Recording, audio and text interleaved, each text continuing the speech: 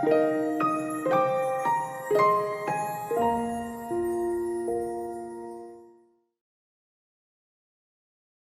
sudah tahu bahwa ego itu juga ada yang baik. Pada dasarnya kita pasti punya ego, punya juga potensi positif. Tapi kalau nggak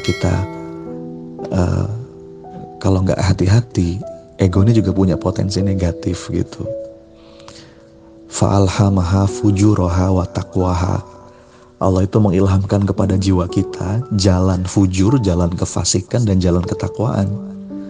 Makanya kata Allah, sungguh beruntung bagi siapa-siapa yang terus berusaha menyucikan jiwanya, dan rugi bagi siapa-siapa yang mengotorinya. Maka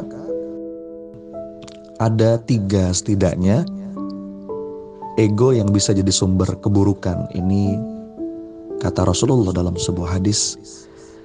Dan ternyata 3 ego ini menjadi sumber segala dosa. Rasul memerintahkan kita untuk berhati-hati terhadap 3 ego ini. Apa itu? Yang pertama kesombongan, yang kedua tamak, yang ketiga iri hati. Ya. Mengapa ini jadi sumber dosa, segala dosa bahkan kata Rasul dalam sebuah hadis? Karena sombong inilah yang membuat iblis akhirnya enggan bersujud kepada Nabi Adam alaihissalam. Ana khairu minhu, dia merasa lebih baik. Ya, padahal iblis ibadahnya begitu lama. Ya, mungkin kita nggak bisa menyaingi ibadahnya iblis, tapi itu semua menjadi nggak ada artinya karena ketika semua amal yang dia lakukan membuat dia merasa lebih baik dari yang lain, jadi nggak ada nilainya di sisi Allah. Yang kedua tamak. Tamak ini juga bisa menjadi sumber dosa.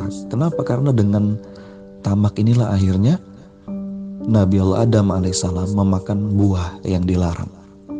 Ini harus hati-hati juga. Pada dasarnya sifat manusia itu gak pernah puas.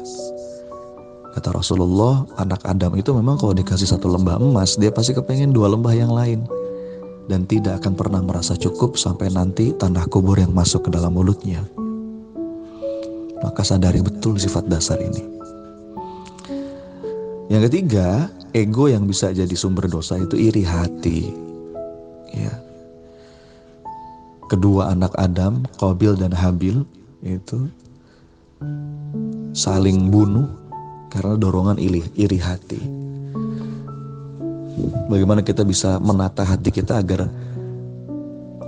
ikut berbahagia dengan nikmat orang lain, ikut bersyukur dengan nikmat orang lain, ikut seneng kalau ngeliat orang lain maju, ya, bukan sebaliknya, bukan gelisah ketika orang lain bahagia dapat nikmat.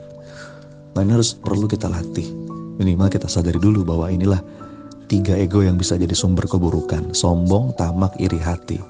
Maka upaya kita adalah bagaimana melepas belenggu kita dari 3 sumber dosa ini.